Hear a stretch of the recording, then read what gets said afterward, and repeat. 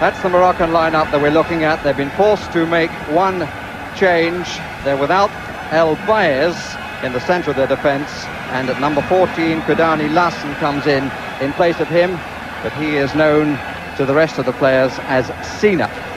The two skippers, and the fact that on the right the German skipper is Karl-Heinz Rummenigge starting a match for the first time is the significant fact about the West German team. Badu Ezaki is the opposite number to Schumacher, and the Germans still without Augenthaler, who's unfit, but Briegel has recovered, and so has Magat. Judging from the lineup, it would appear that Dietmar Jacobs is going to be used as the sweeper. They have two stoppers in the centre of their defence. And it would seem that Franz Beckenbauer has decided that Timumi is a sufficiently good player, African Footballer of the Year, to be man-for-man marked. Here's the referee, Zoran Petrovic, and his linesmen come from Austria and from Hungary. Stadium by no means full. There's quite a swirling wind. A lot of support for the team who have Schumacher at the back. 5 substitutes as usual for each team. And up to now, Morocco have only used 14 players.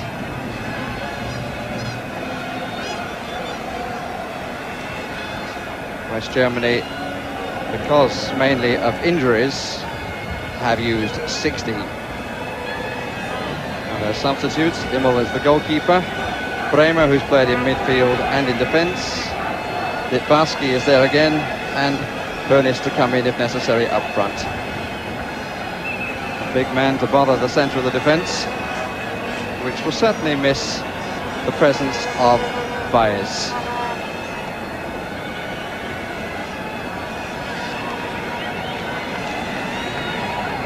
Beckenbauer will remember well how in 1970 Morocco led West Germany at half-time by the only goal of the match. But the West Germans recovered in the second half, thanks in the main to Uwe Seeler, who got the equaliser. Referee, one of the younger ones here, is only 34, but there are one or two in their 30s. And here's Krimau. The Moroccans will endeavour to play the game at their pace. And the West Germans, who only arrived from Querétaro yesterday, will have to adjust to an increase of heat, and perhaps more importantly, an increase of humidity, which is at 57%. This is Thomas Bertholdt, who's been one of their most impressive players so far.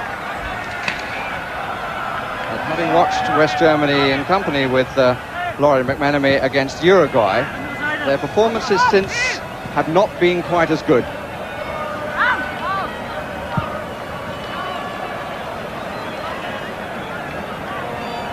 Bouyahawi. Dolmy. And Tamumi is coming fairly deep. And if they do decide to man-to-man mark him, then Norbert Eder, wearing number 6 of Bayern Munich, is the likely man. Budabala, and I think he's won that free kick of Jacobs, suffering, as you can see, from an injury to his left knee, which he had before he came here, but I would doubt if he's quite as injured now as he is suggesting. And I think maybe FIFA are going to have to do something about the acting that we've seen from players here, which does no credit to the game of association football at all. I can only think that those who play with the oval-shaped ball must look at them and wonder whether they're men or mice.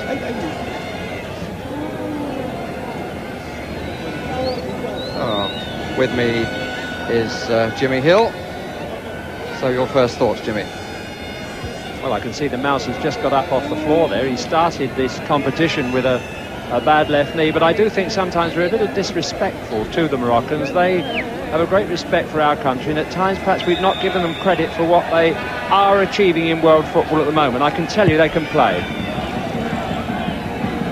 Full stretch was Jacobs. This is the cup tie with a difference in this tournament.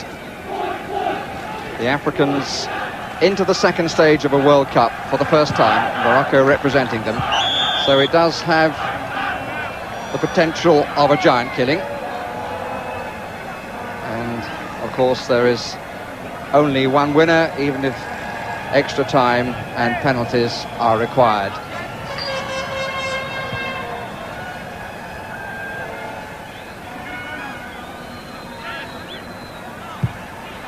Oh, it's not a bad try. And it's a corner. And that certainly surprised Schumacher. I think he was a little bit conscious that Kremer was well offside down the middle. But the referee quite rightly are judging that he could in no way be interfering with play.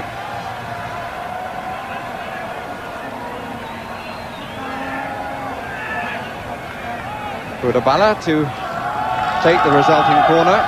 Hairi is just outside the 6-yard area, number 17. Away by Jacobs.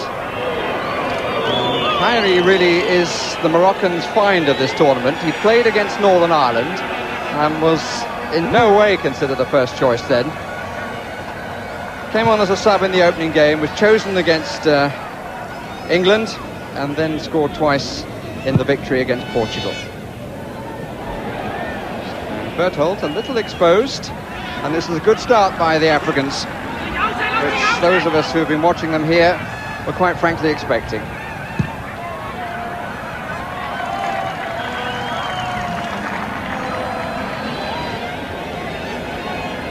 Hans-Peter Briegel, who was missed against the Danes, there can be no question of that. If anybody was taking it easy in that match, in my opinion, it was the Danes. Nicely inside by Foller. Matthias, with Berthold to his right, 3 forward, Rummenigge starting in the front line, and Magath in the centre of the West German midfield, which is where he prefers to play. Timumi. Matthias who came to him.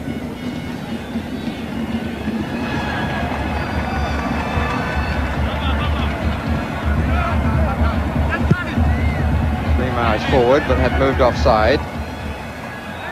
Is Eder. Magath. Alofs in a bit of space.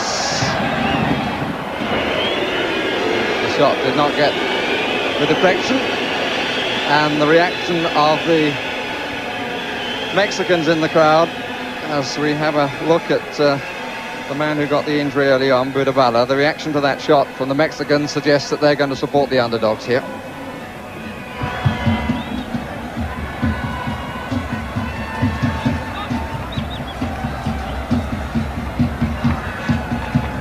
Herwi, Dolmy, and Kremer somewhat on his own. Karl-Heinz Forster, a late challenge, but the Germans have possession. The referee not stopping the play unnecessarily.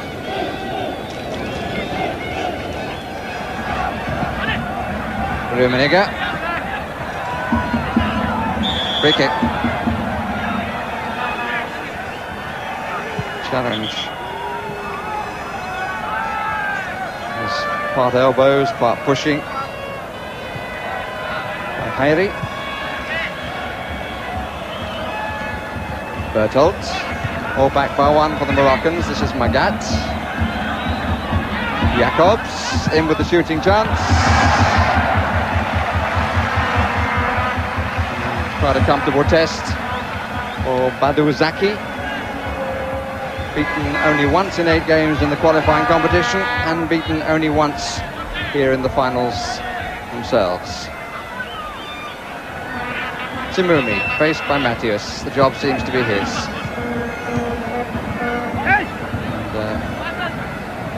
And Eder at the moment is keeping an eye on the number 7, Hadawi.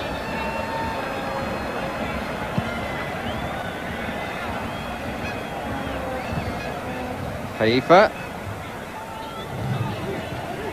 Forward to Hairi. Good pace by Budabala. The ball was cleanly won though. Magath. Just a little bit of elbows from Hadawi.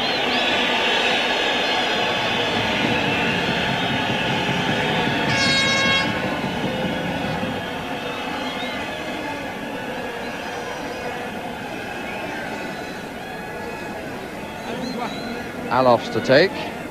Fuller and Rummenigge forward. This is Magat. Foul by Dolmy.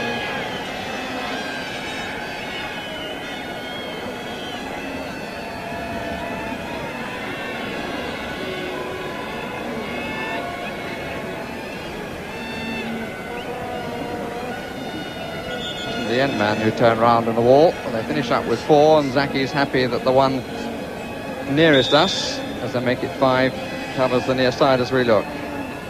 Matthias.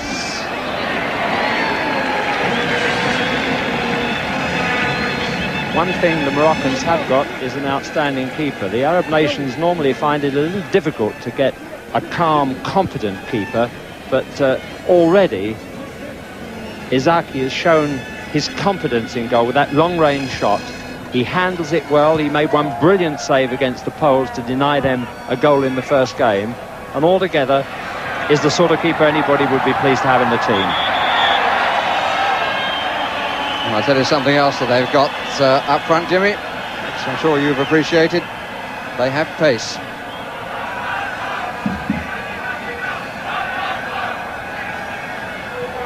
Pace that produced this free kick,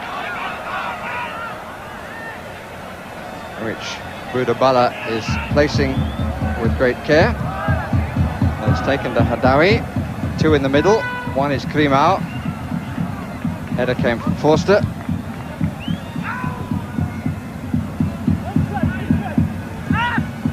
Same 2 in the middle, but that should be won by Jacobs. Bertolt. Foller. No problems for Buyahawi.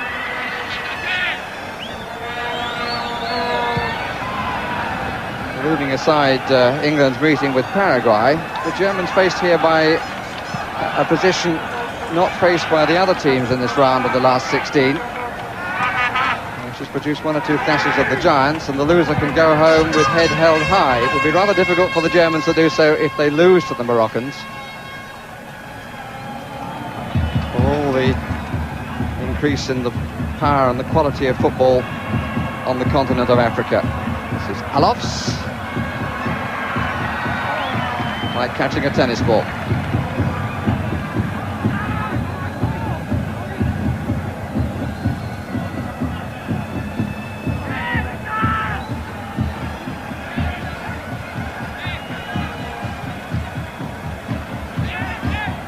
Is well forward, Boudabala is well forward, and Prima, good header by Bertolt. Matthias.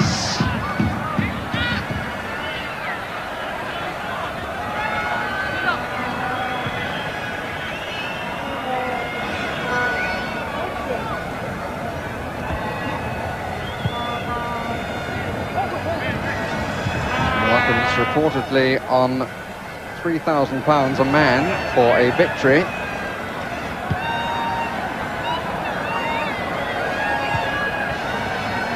Win or lose, they will be welcome back in their own country with a royal banquet provided by King Hassan II. Sina.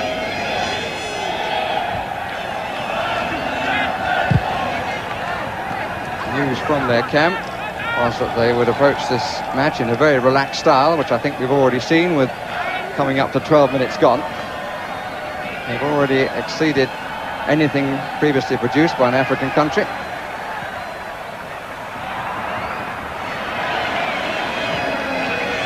Khalifa to Timoumi.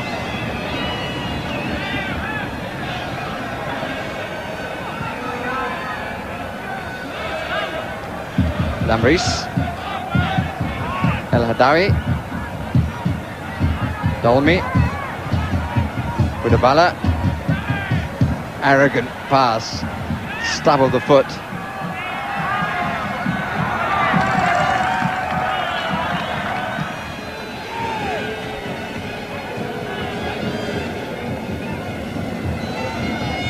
Rummenigge occupying the centre of the midfield area, which he is wont to do these days.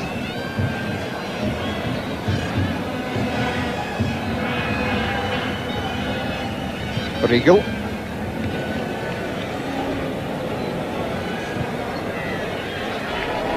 Here we across. Free kick.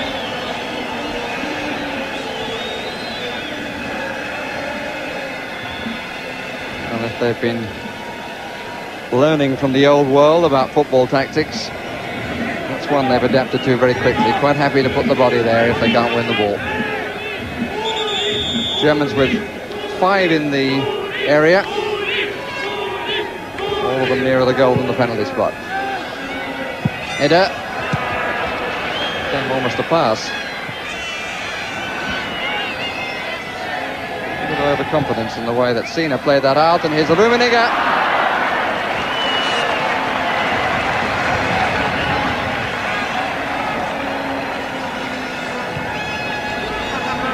Rummenigge appeared in all 3 of West Germany's group matches as a substitute.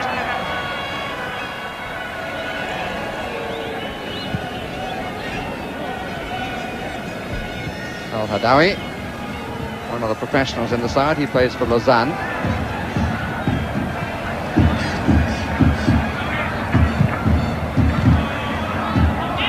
Stella. Alofs.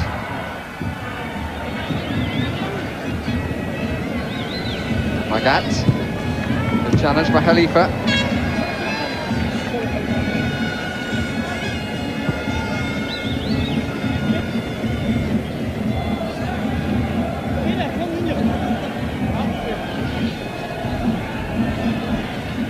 Boller.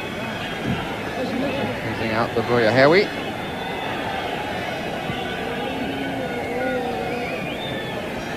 Riegel capable of the long throw. Finds Jacobs instead. They're moving forward, and that's a gift for the goalkeeper. And in fact, the offside verdict is given. I'm just thinking, we've seen it all this week. We had the extraordinary spectacle of the Mexican win on Sunday. We had the South American dogfight last night, and today we have this cup tie. The underdogs Morocco, can they eliminate West Germany? Sudden death it is, and I'm on the side of the underdogs, I must admit, and what I've seen so far would suggest that they certainly have a chance of winning this game, and what fun it would be.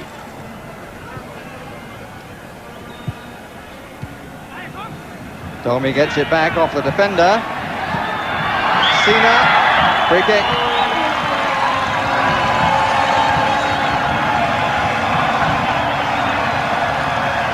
First time we've seen Sina come forward from the back. The suggestion is that they have pace in most areas of the field. Now, Timumi is well capable of bending the ball. So is Budabala, and it looks as though it's going to be left to the latter. It's got to be the biggest wall of the tournament so far. It's not 10 yards, Budabala takes it. And we've seen very, very few free kicks taken when the referee has managed to get the ball back for 10 yards.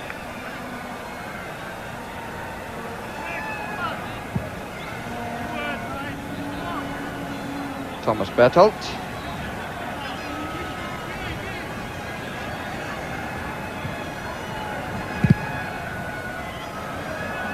Khalifa.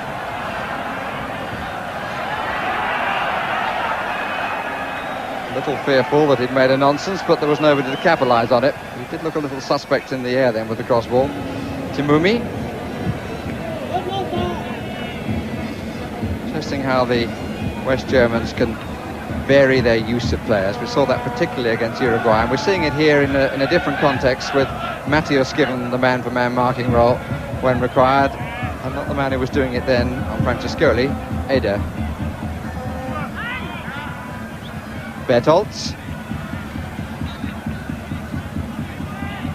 Rummenigge. Riegel. Rummenigge plays his football in Italy. Khalifa.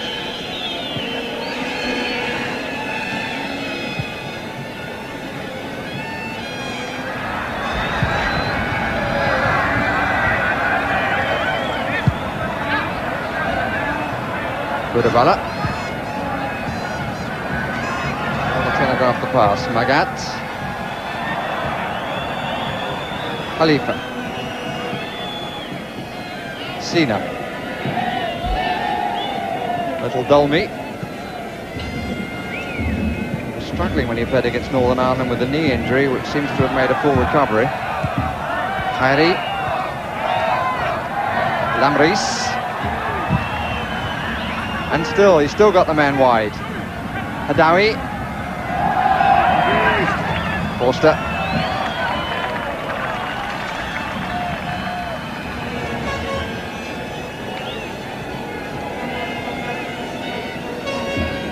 Ede. Mathias. Magat. 4 players forward for West Germany.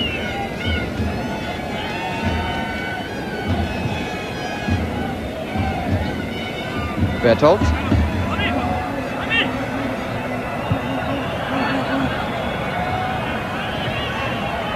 Magat. Riegel on the overlap. Voller. Alofs. Great turn by Hadawi, which is well appreciated here. German attack rather lost his impetus when the ball didn't go through to Riegel in the first place. It was stopped by Voller, who was still in the crowd. Riegel had the space. Sina.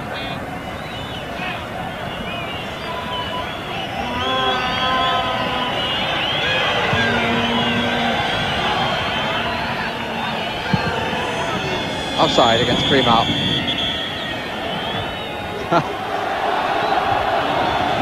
But he knew he'd get a roar. He may well get a ticking off too from the referee. But never mind, he enjoyed his moment. 20 minutes gone. And the outsiders of the last 16, 0. West Germany, twice winners of the World Cup, also 0. Ball was out.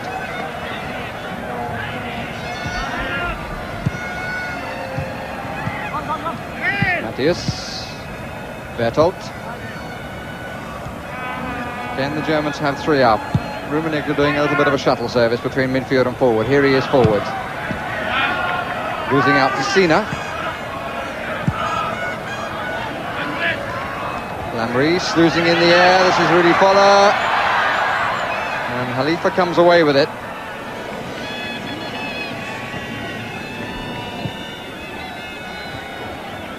Timumi.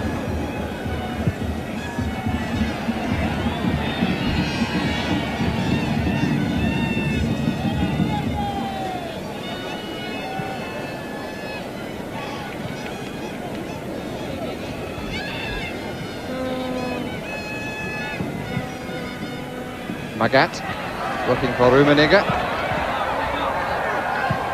Voller in the middle. Alofs also. And free kick.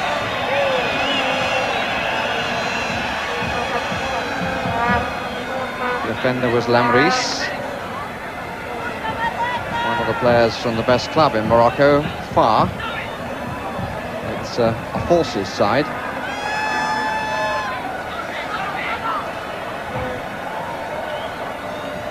Five Germans actually in the area, 2 just outside.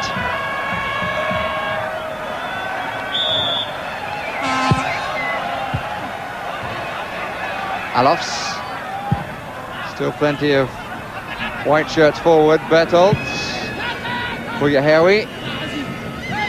More height than distance. And he didn't need to play that, did Sina.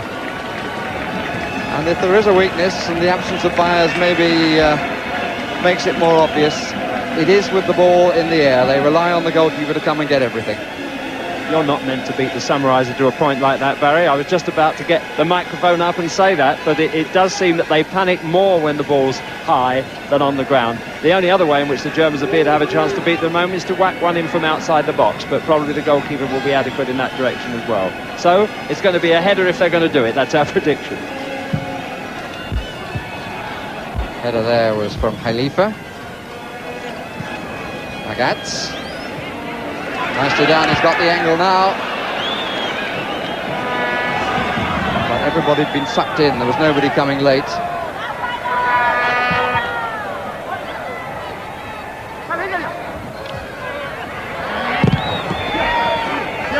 German ball. And the ball thrown away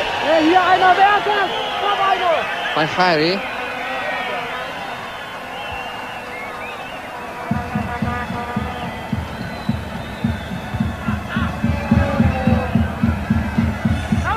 Plenty of white shirts forward. And the free kicks are beginning to increase a little bit. And the Yugoslavian referee, chemical engineer from Belgrade, Zoran Petrovic, might have to produce a card to calm it. The African team got into great trouble in the African Nations Cup when they thought the referee blew the final whistle early in the semi-final when they were losing. And there were all sorts of problems after that. Didn't reach Voller. And the shot came from Alofs.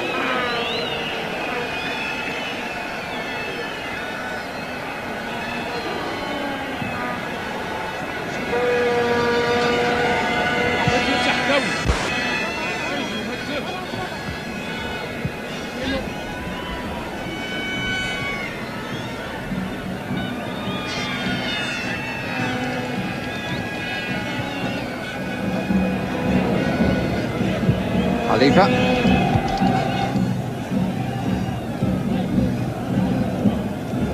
Riegel. Free kick against El Hadawi.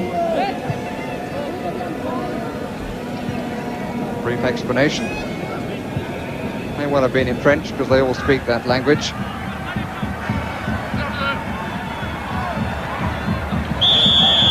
And another body check.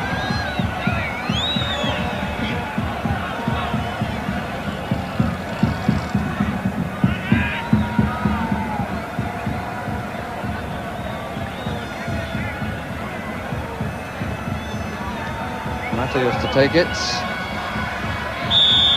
Again, 5 in the area, 2 outside it.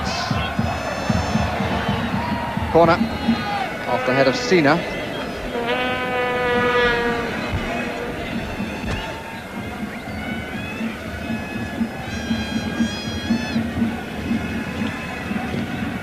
Inquiry came from Riegel.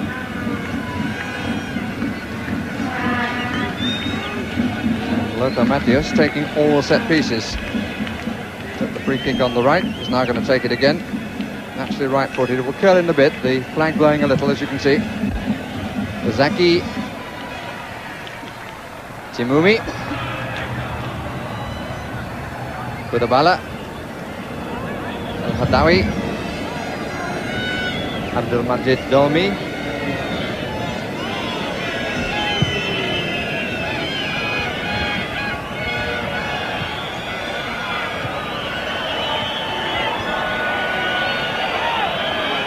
Mohamed Timumi. I'm disappointed with the slowness of the build-up, I suspect. I can't see otherwise why they're whistling. Free kick against Magat. Khalifa. Everything to his left, including Klimau.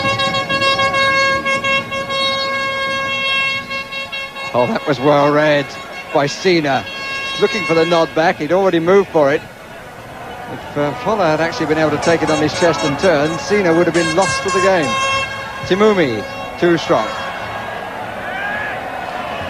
There have been signs in the last 5 minutes that the Germans might find a way through, but they didn't do it. They promised, they frightened, but couldn't find that killer punch. They're not going to find it easy to break down these fast-running Moroccans. I think they have a respect for the Germans that maybe they didn't have for Portugal, the same respect they had for England in that they're almost frightened to beat them. But if they get over that, they could prove very difficult as the game gets faster, we hope, the sun gets hotter, and the Africans get the advantage of the weather.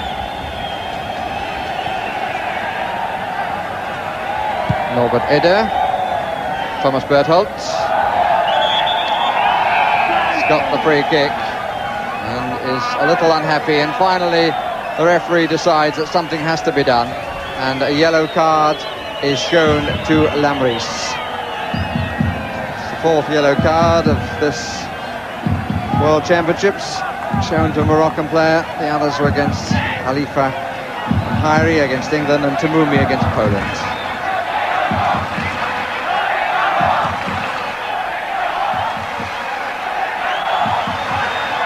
A amount of barging going on in the middle, and Rummenigge had his shot blocked. It's a corner.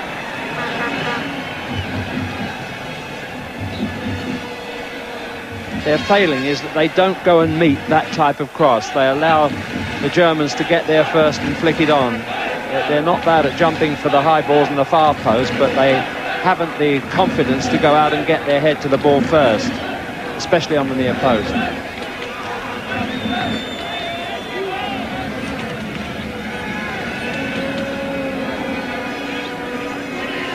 We saw it in Querétaro, we're seeing it again. The Germans get plenty of people forward. That was probably the best header out that we've seen. Boudabala. And Magat will get that. Played it into the stride of Magat. Difficult to think about such things when you're breaking away, but by playing the ball as he did, he turned it into Magat's natural side, and Magat just had to swing the left peg, and it was going to go back to Schumacher.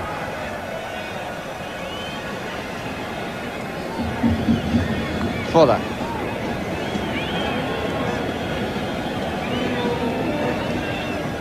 Briegel.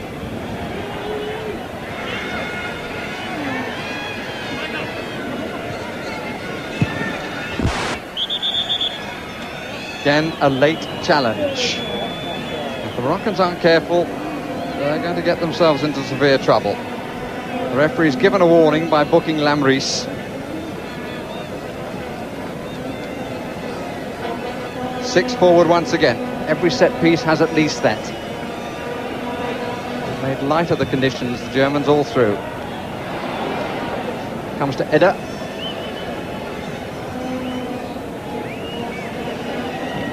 Half an hour gone. No score. Which is the position in which Morocco found themselves on their 2 previous matches in the city of Monterrey. When they scored, it was in Guadalajara. But they will have to score here if they intend to progress to the quarterfinals. Certainly from the penalties.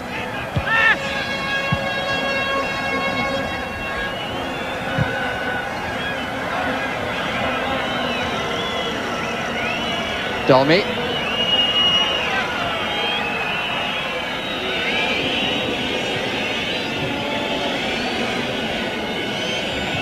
Lamries on this side, but for no great purpose. And the amount of whistling increasing. Crowd want to see more action. They're not alone in that. Although they may do well to reflect on the fact that the host nation comes down here to play the winner of this match. We've seen nothing as yet to frighten the Mexicans.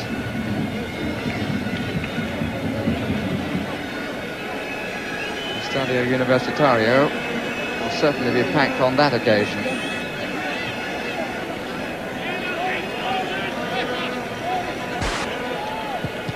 Alofs.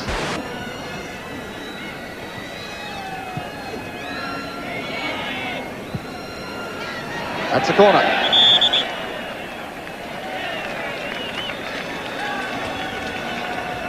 Moments, the Moroccans, when they're a little bit too cocky for their own good.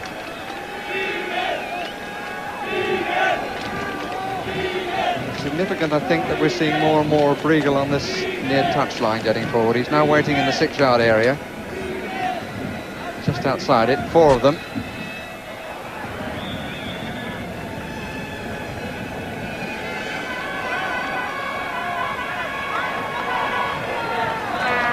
Is going across to take it rather slowly.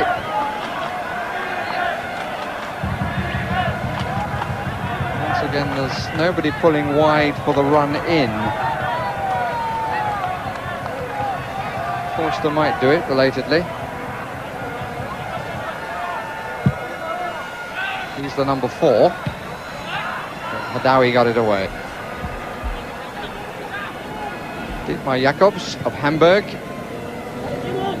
his soon-to-be general manager, Magat.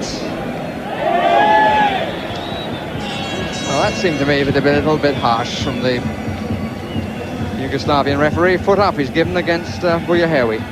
And it was about the height of Maradona's foot when his goal was disallowed yesterday, I think for the same reason. It's a totally different interpretation than the one we're used to at home. It wasn't dangerous, he played the ball, never looked like touching the player, but it was given as dangerous play. Magat trying to capitalise. 5 forward, Bertolt at the back.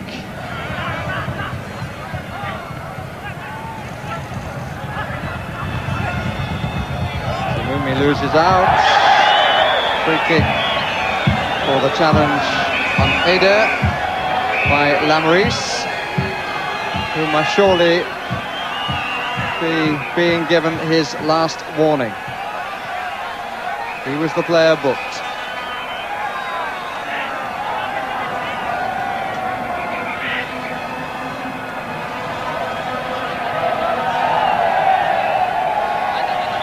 Six attackers once more. Bertolt. Well, at least he got a clean look at the ball for the header that went wide. But it's been one of the features, I think, of this tournament, Jimmy, that when free kicks or corners are taken in that position, not too many teams seem to have somebody running in to meet the ball from the far angle. No, that's true, and it looks as if, trying to put my mind to the Germans' problem, that dead ball movements in the air might be the way in which they will eventually break these Moroccans down. It's interesting, it's not been the best game in the world so far, and this was called the Group of Sleep, and England got a lot of criticism for their performances here, but I'm wondering whether the weather does rather dominate the players, whoever they are. The Germans are not at all like themselves at the moment.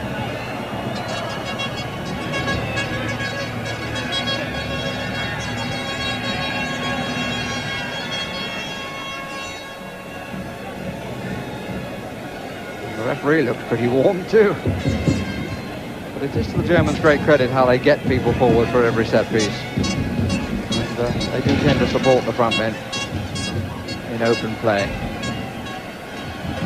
Bertolt, bit of running for Rummenigge. Matthias. Good positive play by the young man, and the referee says goal kick.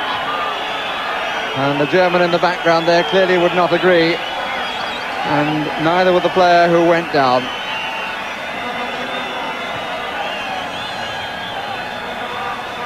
He's showing the shirt, which shows the mark of rubbing against the turf. But presumably his intention was to show the referee that it had been pulled.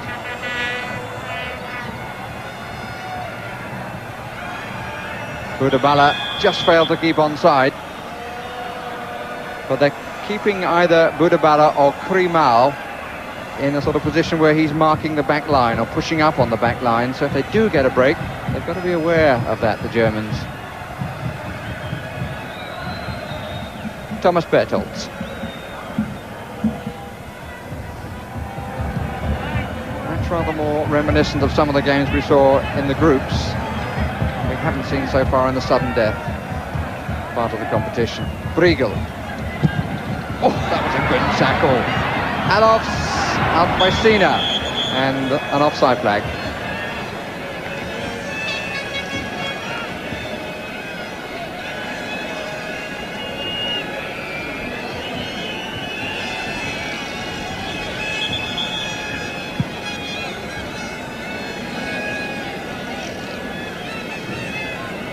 Eight minutes to half-time, and as yet, not a walkover for the potential cup winners.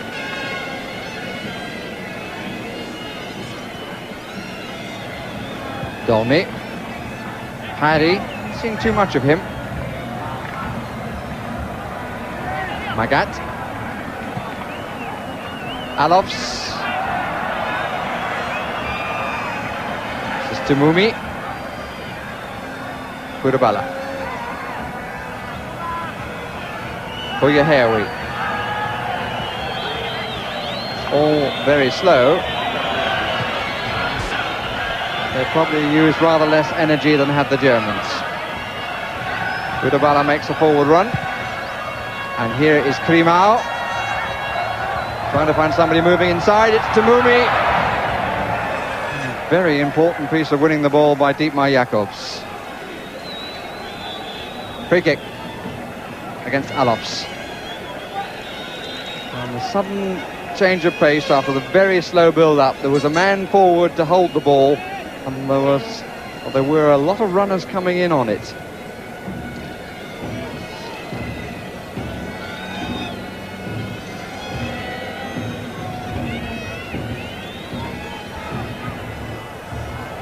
Krimau. Corner. Krimau's brother, the other Mary, Mustafa, is among the substitutes. He's the one who has lost his place to Khari.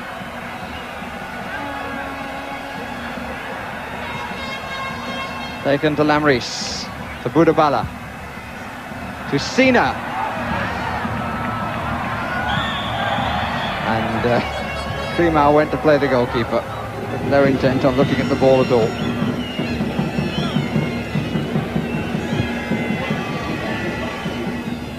Alofs. Magat.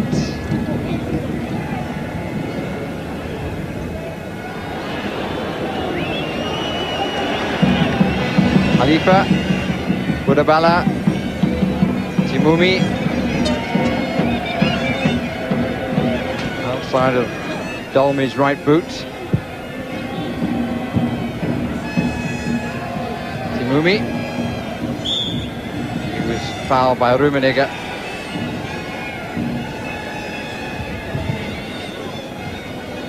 Budabala seemed to have shown too much and did a bit, but he's got his free kick.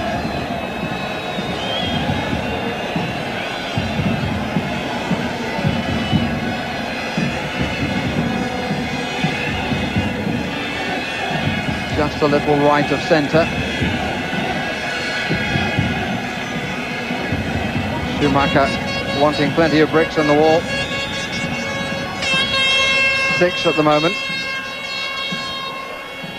And Budabala could come round the near side of the wall. Temumi could try the far side of the wall.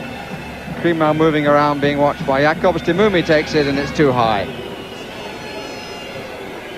He's not really dominated today, Temumi, in the way that he has in other games. He's got as sweet a left foot as you'd ever see, and total arrogance and confidence. He doesn't expect to lose the ball when he's in possession, and he seldom does. If they have a weakness, they're not the strongest tacklers in the world. We've seen once or twice when it is a 50-50, they get beaten 8 out of 10.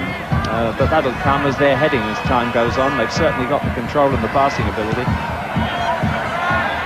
Briegel getting forward.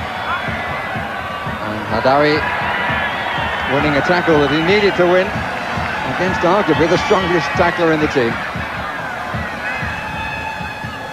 Dolmi.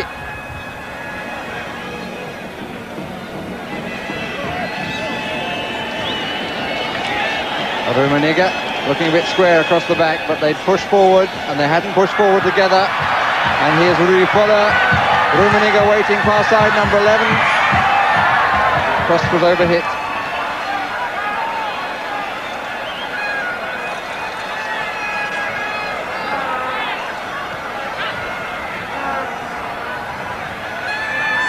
Dolmi. Lamris. Budabala. Krimau forward, gets his body ahead. Temumi! Well, that's the start of their attack, and Krimau is important in it. He backed into Foster, got his body in front and set up the opportunity. And the left foot that was just referred to.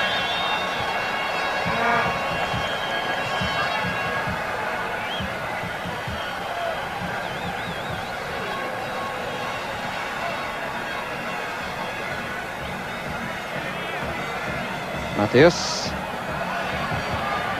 Voller. Buyahewi. Yeah, we looked at a very ordinary player against Northern Ireland. Seems to be inspired by the man behind him.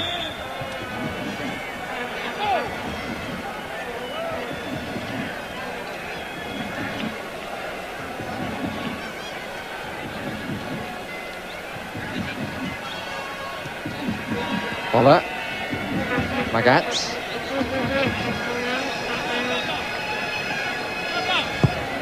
It was out.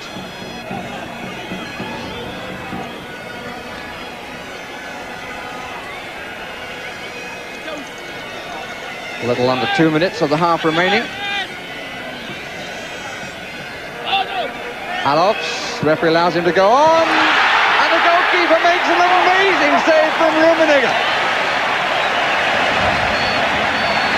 There was an element of fortune about it, that has to be said, but even so, Harry got up there in the first place. The fortune came as the ball came back where he had landed, but the fact that he got his hands to it in the first place defied belief.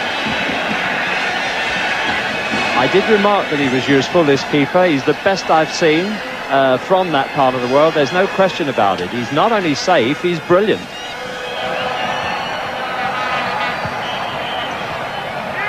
Budabala.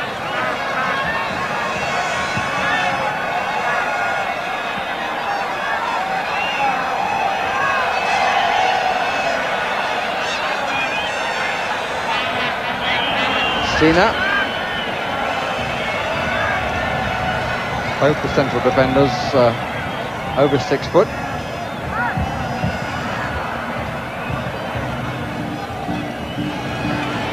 Element of casualness about that. We're in the last minute, deep into it. This is Khalifa.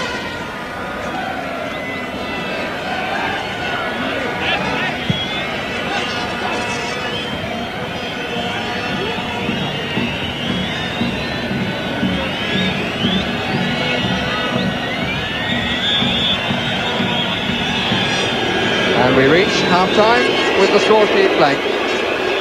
And the complaint that there's not enough goal-mouth action, which wherever a match takes place in the world, the spectators want to see a little more than we had in the first half. You could say the Germans have not been at their best. I'm saying the Moroccans are not at their best either, but let's hope for at least something better after half-time. The reason, Des, is that they're suffering from peak here, or should I say PK, as it's the 86 World Cup, because they weren't able to score the 100th goal. Perhaps we can inspire them by saying that 4 more goals and that will reach 1,300 in World Cup history. The Germans have brought on Pierre Littbarski for the start of the second half. And we're looking to see, in fact, who they have removed.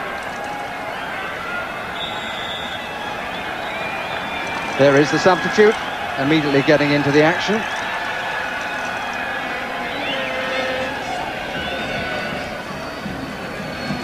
Magat. Matthias. Bertolt. And looking around, I can't see Rudy Fuller. It's he who's been replaced. So Rummenigge, Alofs and Littbarski, when the thought arises, can form a front line. This is Dolmy.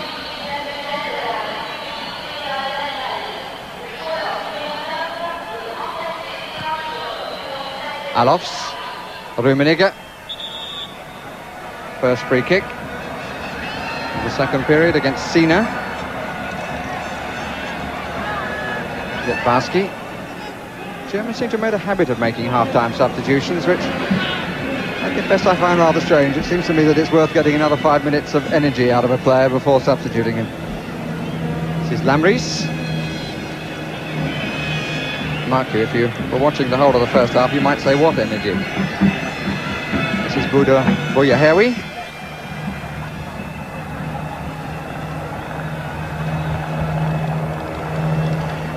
Breeze has increased, but the temperature, we are told, has gone up a couple of degrees, so it's into the 90s down there now.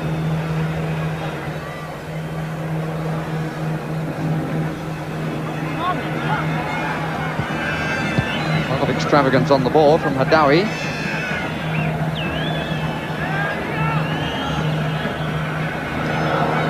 Dolny.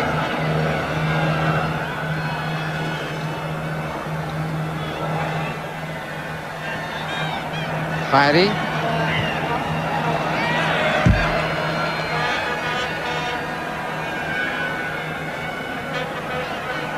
He's a perplexed gentleman.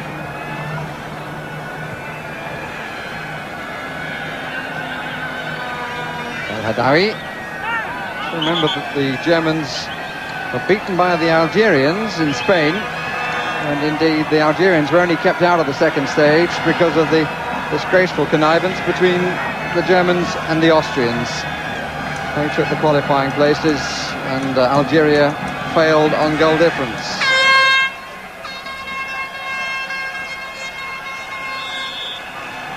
Koulibaly and Tamumi again.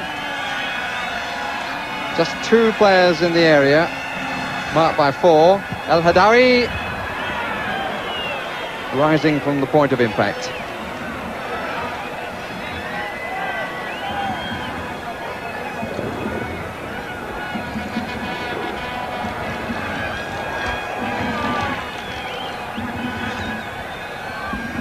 In the absence of any half-time entertainment here, any formal entertainment that was, Littbarski warmed himself up shooting against Emil Eich. That's the German number 2 goalkeeper.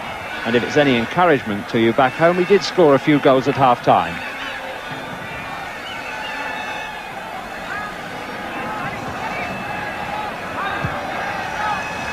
Forster.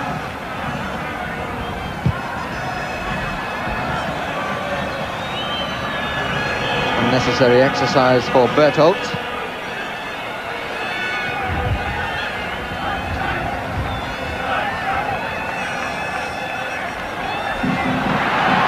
Good stuff from him. Free kick.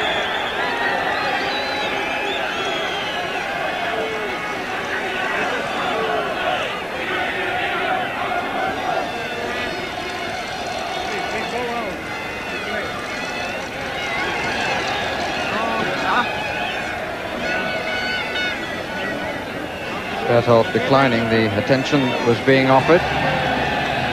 It's good to see.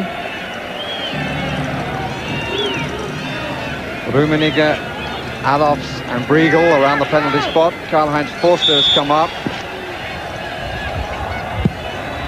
Matthias took it, Briegel. Forster trying to find somebody, Rummenigge!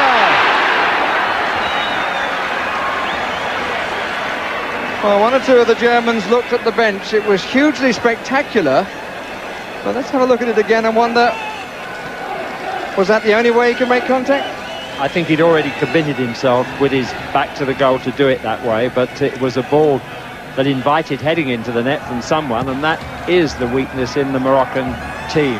But this is the 4th team, perhaps, that have punched themselves out against them. And that's what's happened. Poland finished exhausted. England didn't have much legs left. They annihilated Portugal, and now they're making it very difficult for the Germans. Number 3 is Lamries. Forster having to make the header and doing very well to make the second one.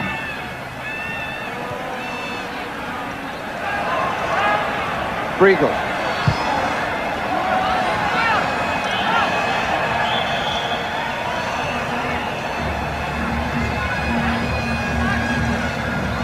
Good turn and not a pleasant challenge. Hadaoui was the executioner. The man who fell from the block was Klaus Adolfs. José Pereira, the Brazilian coach of Morocco, although he's changed his religion and is now called Mehdi Pereira. Berthold. Couldn't get enough curl on it.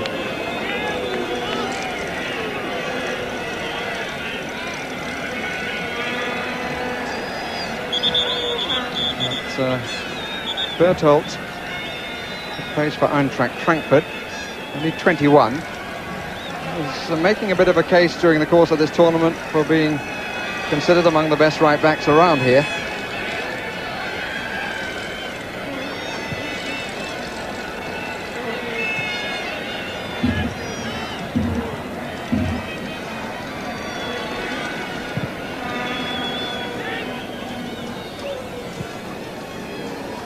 Maqabelة.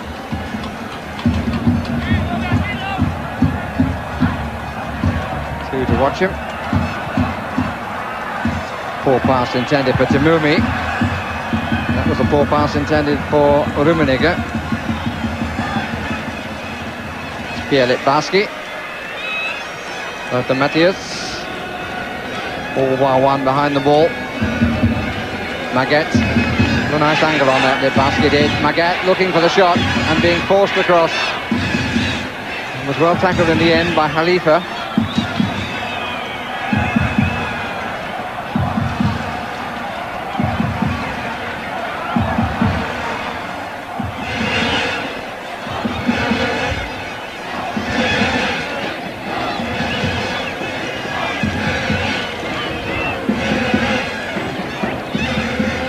Tebۍ hasn't been a factor in the game.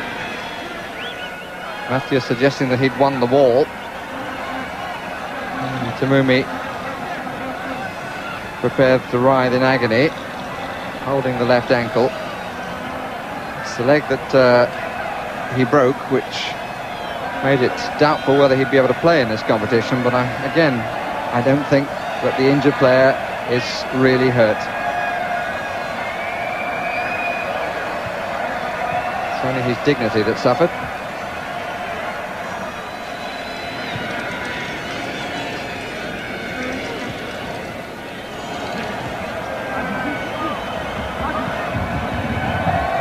Maqabelة.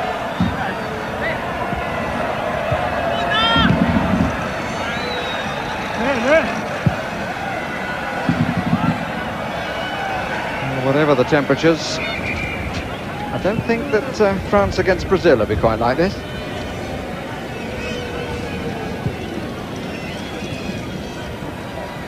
Dolmy.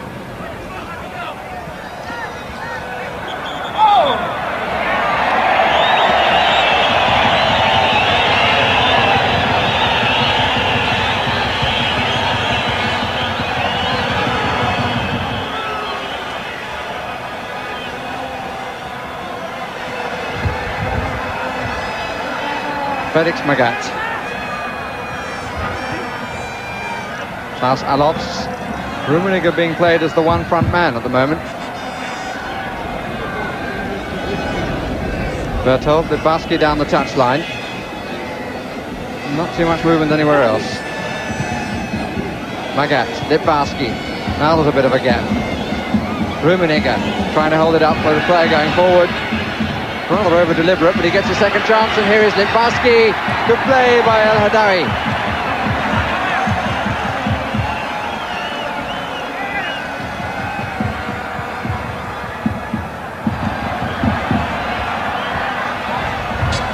Maqabelة has gone on. Tebۍ in possession. This is Dolmy. Two ahead of him, two behind, one square. Here's one of the two behind. Tebۍ.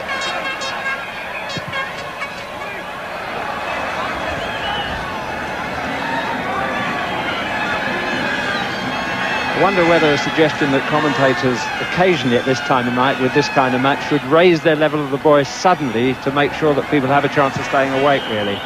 As Haydn did with his surprise symphony. It might be an idea for you to try, Barry. Well, this is Allofs, and here is Rummenigge.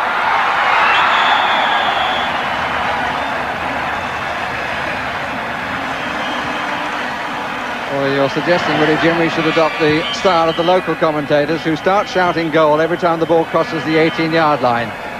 It ensures that there are lots of goals in a goalless draw. There are lots of free kicks in this contest.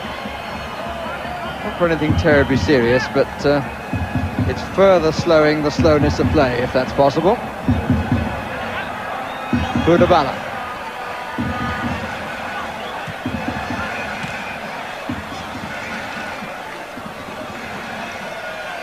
Sina. Put up by Matthias.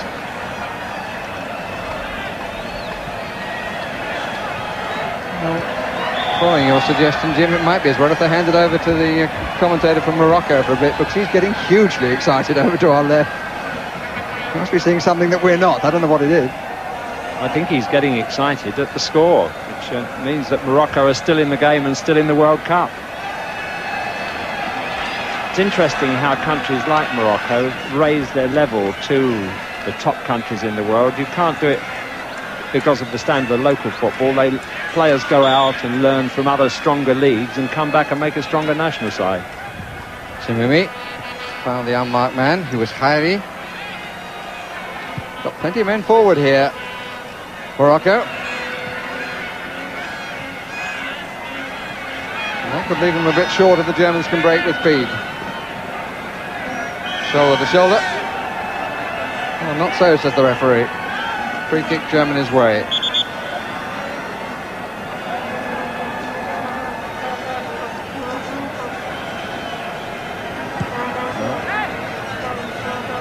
The linesman thought he'd given the free kick, but I'm sure the referee was right to call that shoulder to shoulder.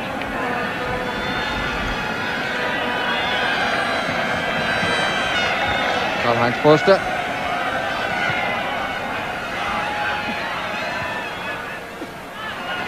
Litvarsky. Briegel. He's gone on the run. Magat. Here's Briegel. Still Briegel.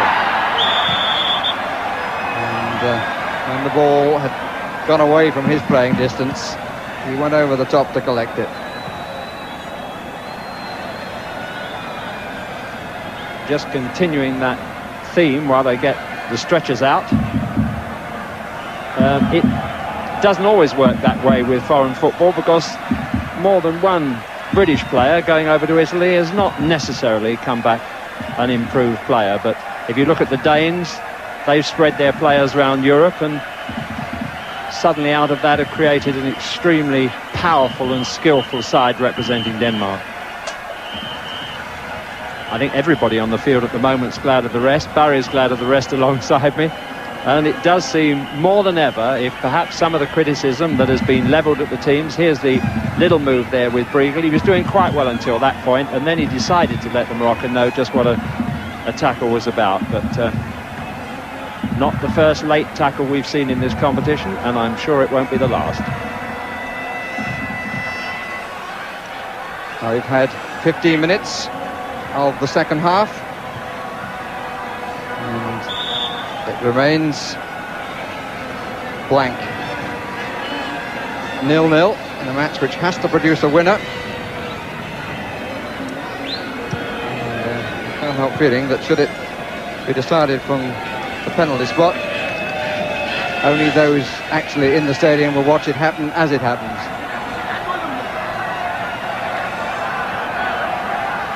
El Hadawi. Budabala. Lamries.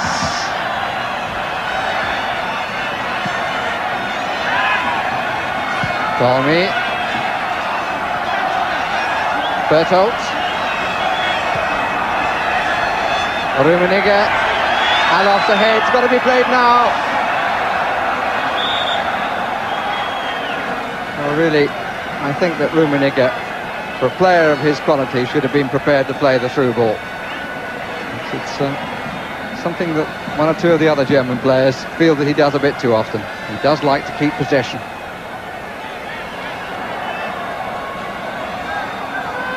Bertolt. Litvarsky. Only Rummenigge in the box. And the ball went out of play before curling back in.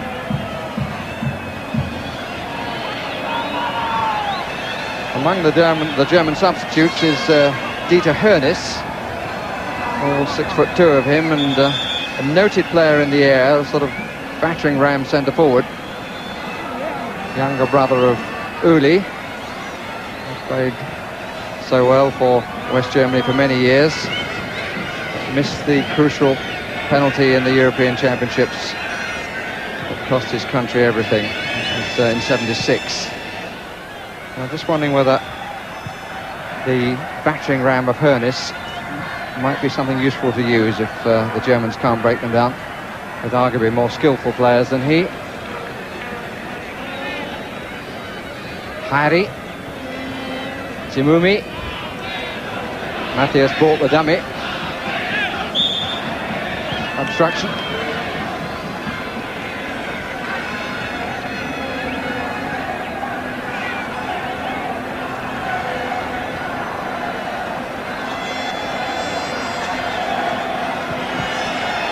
Domi, Timumi. Great turn to get face onto the ball, facing your opponent's goal. And again, they've all been sucked in. Nobody ever seems to make the run from the flank. Lamries.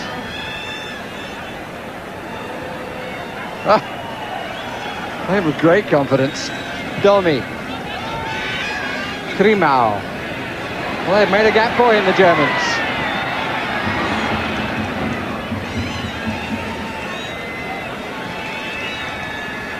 Thomas Bertholdt.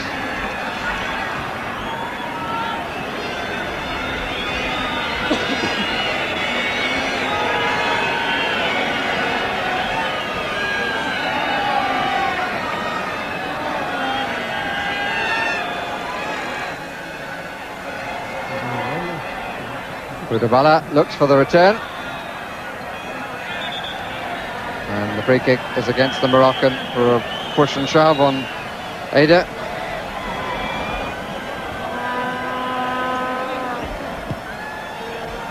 Our only previous World Cup appearance in 1970 that I referred to earlier, when Morocco led West Germany. They lost 3-0 to Peru and drew 1-1 with Bulgaria, but everybody does that. Or at least Bulgaria don't beat anybody. Oh, good try, Adolfs.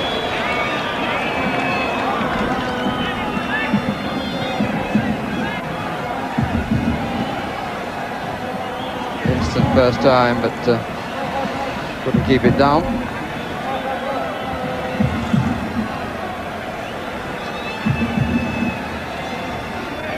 Dolmy. Once more they pick up the ball and walk. Matthias surprising Khalifa, who brings him down quite deliberately. Out comes the yellow card.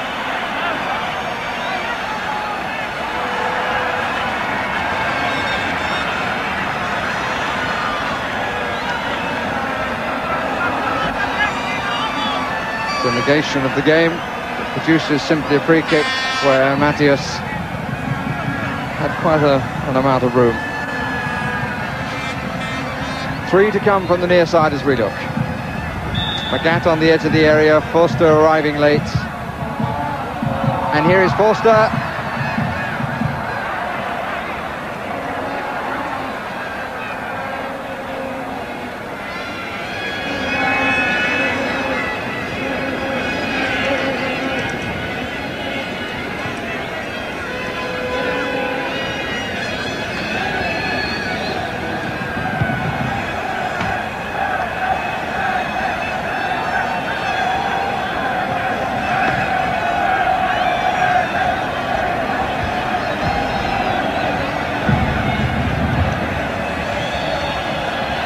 Rudabala, and we've had 21-minute yawns of the second half.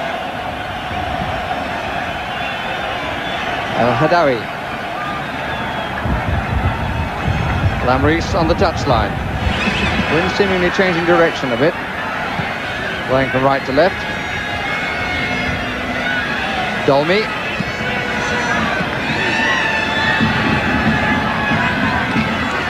Timumi, blocked by Matthias. Rummenigge, foul by Sina.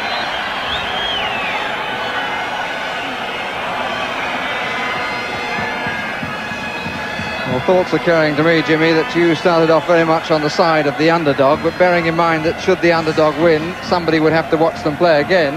Do you still feel that way? I changed my mind yesterday when it rained with the Uruguayans, but I don't mind really at this stage of the game. Anything that happens would be exciting, wouldn't it? They'll change the line in the song from "It happened in Monterey" to "Nothing happened in Monterey" before we're finished. But we did see perhaps one of the finest saves we've seen in years. Dolmy's efforts to bring his goalkeeper into play, not successful. It's a corner.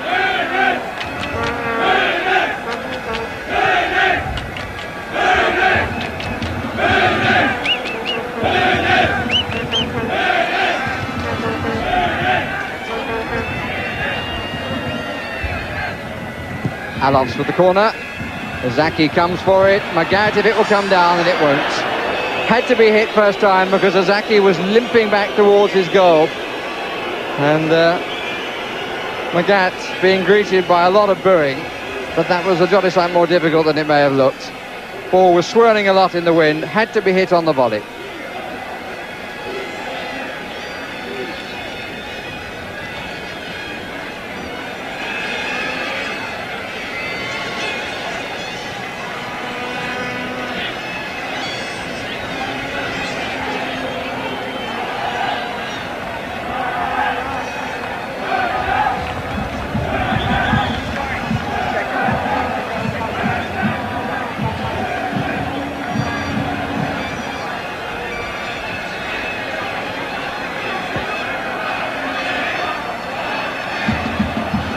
It's the knee that the goalkeeper hurt as he came for the ball, and just to keep the record straight, although it doesn't seem to be madly important at this stage. I mentioned earlier that the Moroccans had 3 players booked before the start of this game, as one of those was Khalifa. His second booking will mean that he would not play in the quarter-final should Morocco get there.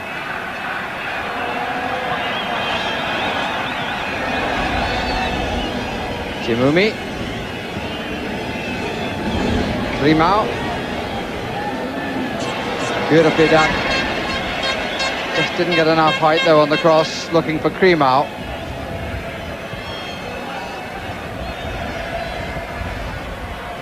We've seen the odd moment from Timumi of real style and confidence on the ball, but if he's to actually create anything from it, he's got to get the final ball right or do his tricks really deep into the last third of the field.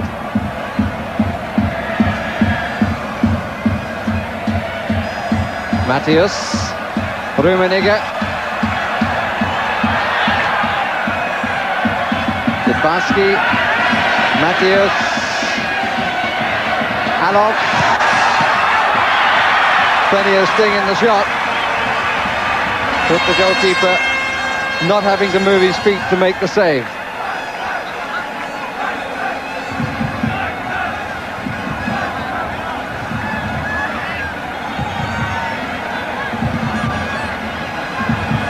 Lambris.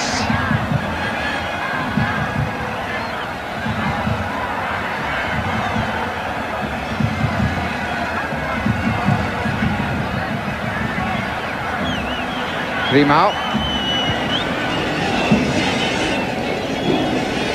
Stina.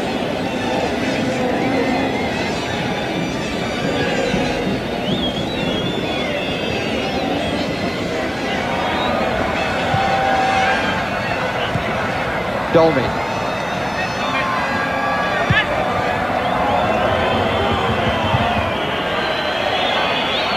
More whistles than thoroughly deserved. One by Foster. Just get the feeling too that the Germans are getting as bored with it as many of the watchers. Are they able to do something about it?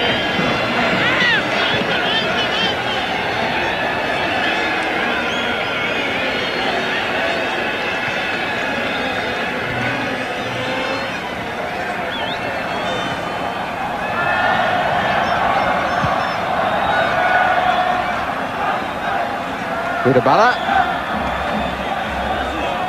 over the outstretched knee of Briegel. further incapacitate him. Tebpۍ.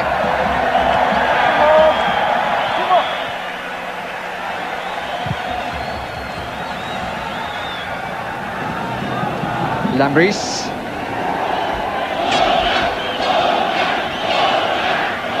Kyrie. Corner saved.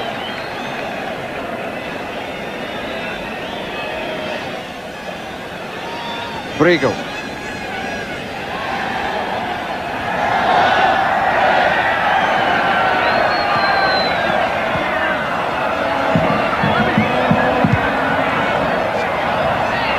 Jacobs. Matthias.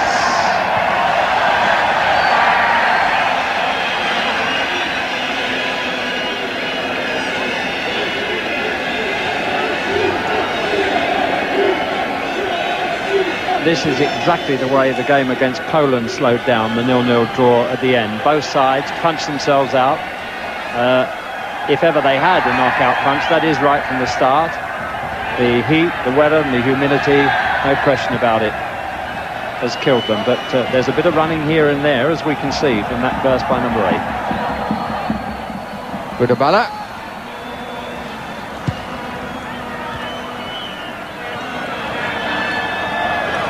Magat. Rummenigge starts to go. In comes Littbarski. Loses out to Tebpۍ.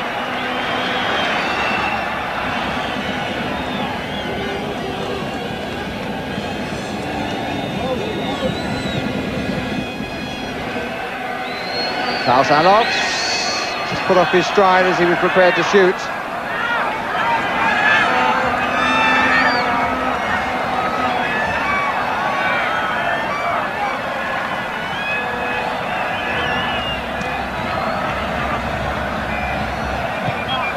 Get back to Morocco, one can only presume that the banquet given by King Hassan II will be something that takes all day. Budabala, Tebpۍ, Harifa going forward on the right. He can exert his energy because he won't be playing in the next match, should there be a next match for Morocco. Oh, and Krimau and Forster not too happy with each other.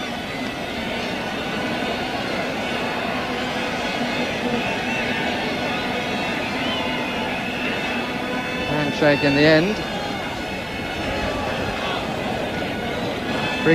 Free kick is Morocco's way, of course.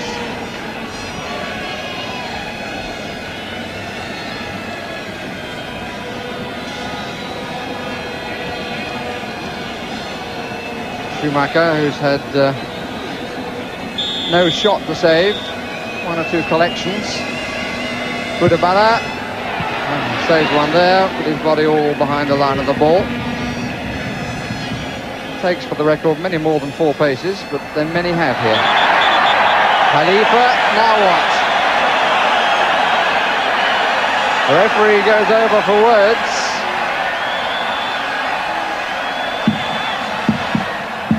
Been booked once.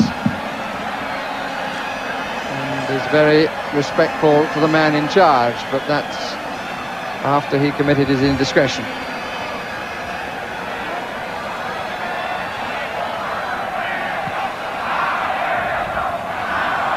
Briegel. Rummenigge, Briegel goes for the return.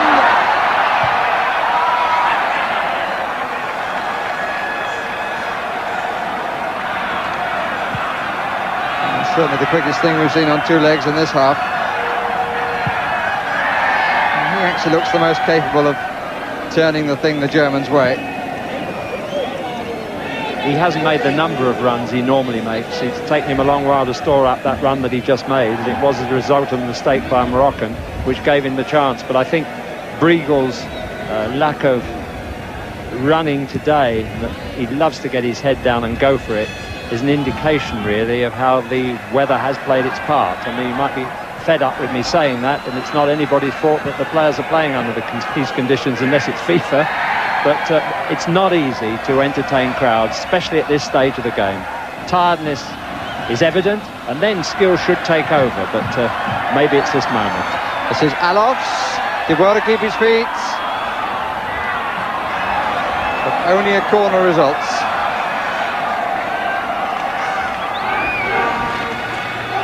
Good to see Alofs not looking for the infringement, which probably would have been an indirect free kick for obstruction and no more.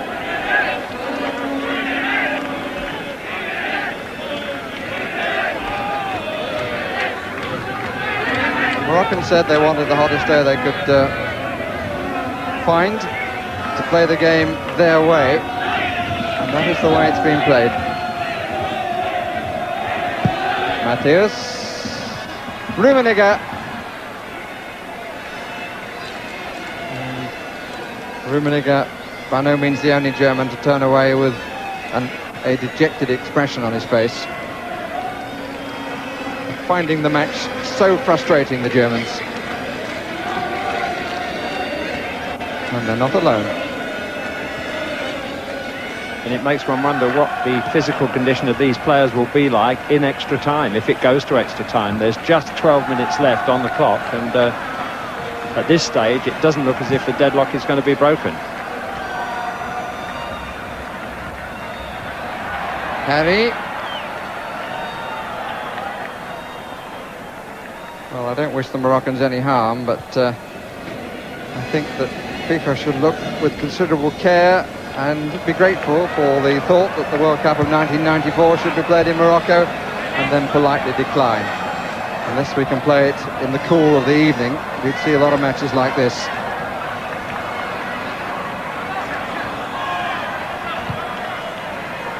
Timumi.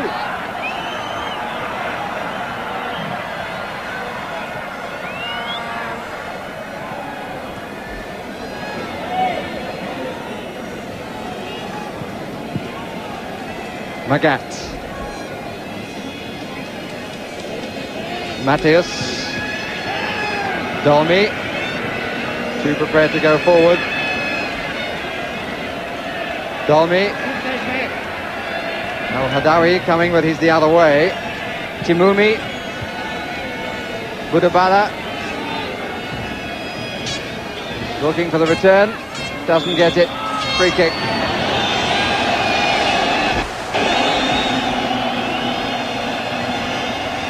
Hadawi, the hurt player, unless you're talking about feelings, and I would suggest that Jakobs was more hurt, but he thought he'd won the ball cleanly.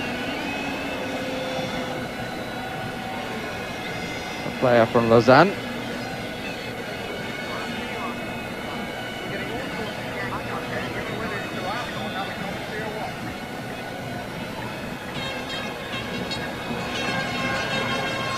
Budabala. And he runs over it. Timumi takes it. And it's really, to all intents and purposes, just a lazy lob over goalkeeper and goal.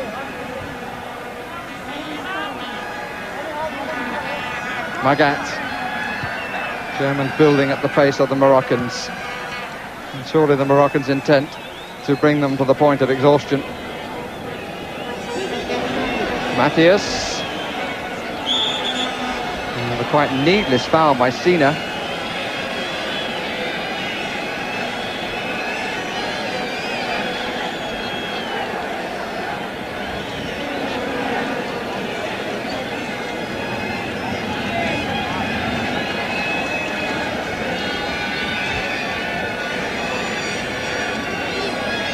Tebpۍ was the player to place it. Rummenigge is on the left of the area, Bertelt on the right. Alofs could try one round the near side of the wall as we look, so indeed could Tebpۍ, or Magat could go the other way. And the Moroccans maybe could do with somebody extra on the far side of the wall as we look. Tebpۍ takes it and makes the observation academic, if not irrelevant. But there was a gap round the other side for Magat, which he didn't seem to want to take.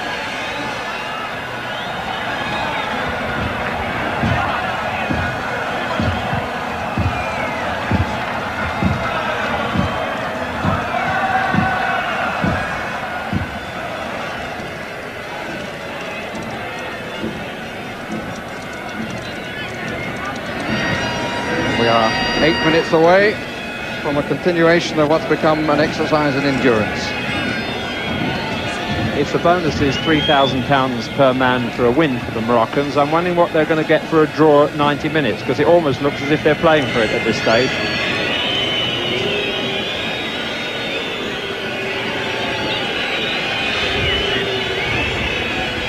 I can tell you the answer, Jim, and it's actually not as great a difference as maybe it should be, because they would only drop £500. That's the figure, incidentally, they've been getting for every win and draw here. 2,500 for the draw. They had 2 of those, 3,000 for the win. So they've done quite nicely, thank you. And according to those who were there, entertained hugely well against Portugal.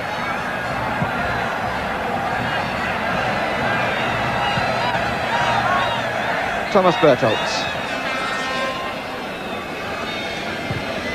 The onus is on the more experienced side to find the way through. Alof's trying to do so, and the goalkeeper started to go for the cross as Sina covered with the header.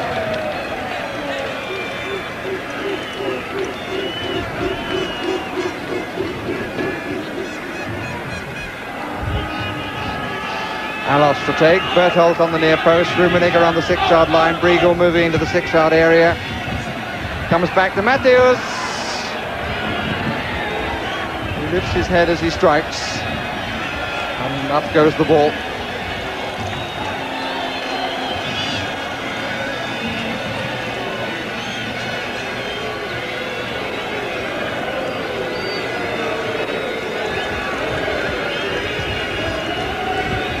One or two in the crowd behind Izaki's goal, deciding they want to hang on to the ball. Can't see it, but the fella's doing some shot put training with it. Actually, there's hardly much difference to the movement of the players on the field, whether the ball's there or not at the moment, Barry. It's not easy to see whether the ball has come back into play or not. I think it just has.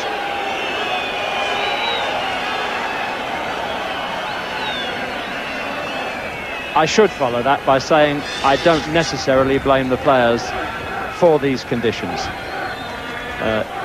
There's no doubt that both sides are capable of producing far better quality football and certainly more energy in conditions which are more suitable really for football. Maybe the Moroccans do play it at this pace at home, but they're not entertaining half the world there, and they have that responsibility this evening for those of you who are still up, and in other countries also, who are following this World Cup and looking forward to it reaching a climax of exciting matches of sudden death.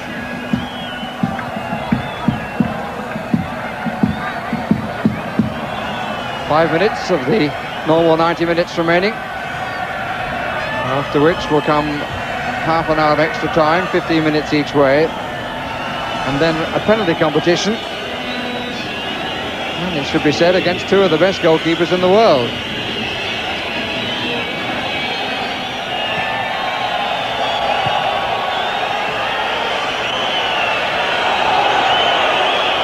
And this is the crowd's understandable reaction.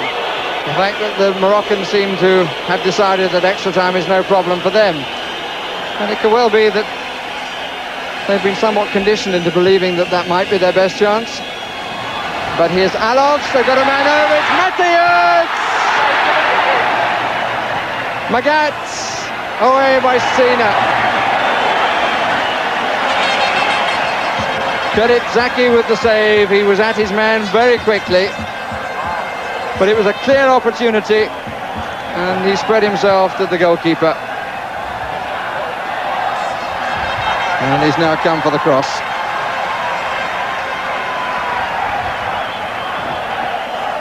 Well, let's give that man some applause for his performance in this match today. It's denied us the chance to see a goal, but what a splendid example it is to old goalkeepers. He showed courage there, he's shown all the arts, he's caught crosses. He made that incredible save, which will be argued about, I'm sure, afterwards, and compared with Gordon Banks' save, which is the measurement of great goalkeeping saves over the years. And at least it will provide, from this barren game, one talking point.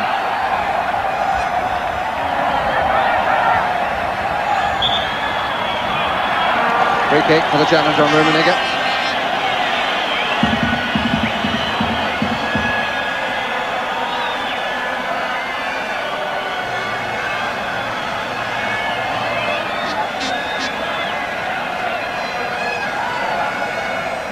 All by Schumacher in the Moroccan half, and Schumacher is halfway advanced in his half.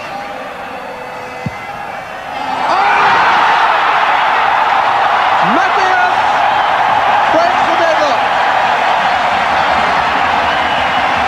and Zaki complaining that the wall didn't do its job. Real daisy cutter which bounced halfway through the 6-yard area, and the wall was badly formed, and no question about that. But Matthias takes full advantage of it, gives an excellent goalkeeper no chance, and gives a few people a great deal of relief, and has surely put West Germany into the last 8 and ended the African challenge.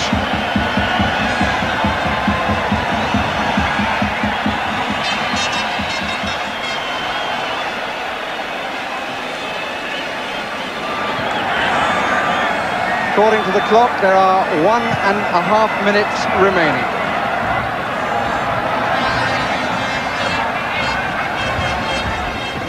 Well, Lothar Matthäus, who began this World Cup by giving away a goal to Uruguay, almost with his first kick, with an extraordinary pass back to Schumacher, does seem to have ended this war of attrition.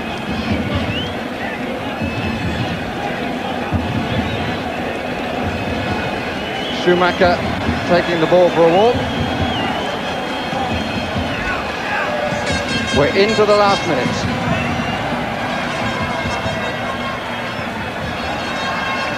I'll tell you what, there were a few smiles suddenly around the face. Hostess has gone just past us, grinning all over her face, and I don't think she's German. Thomas Bertholdt.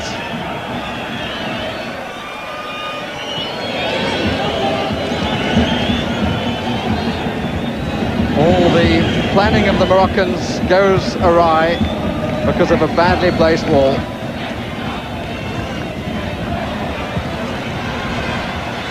Forster, Budabala, Khalifa, doesn't matter about his second yellow card now.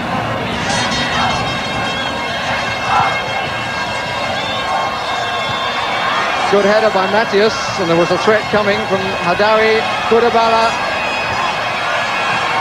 Rummenigge, and the referee blows as the clock ticks away. The African challenge comes to an end. The first side ever to get through the first round into the second round. Beaten by a goal by Lothar Matthäus, and I suppose a lot of people will say the drinks are on him. Well, it was a remarkable piece of skill, there's no question about it, that free kick, and it did win the game at the end of it. But glad as we were, I think that there was no extra time at the end of the day. We have to have sympathy for that man, Zaki, really. It was a splendid performance, and how sad it was, really, that at the end of the day, it was his colleagues who let him down by forming that block in that way. So, Germany through. Don't tell me they're going to win the competition, but they're certainly through to the next round. But a message, final message from here, a goal is a goal is a goal, Des.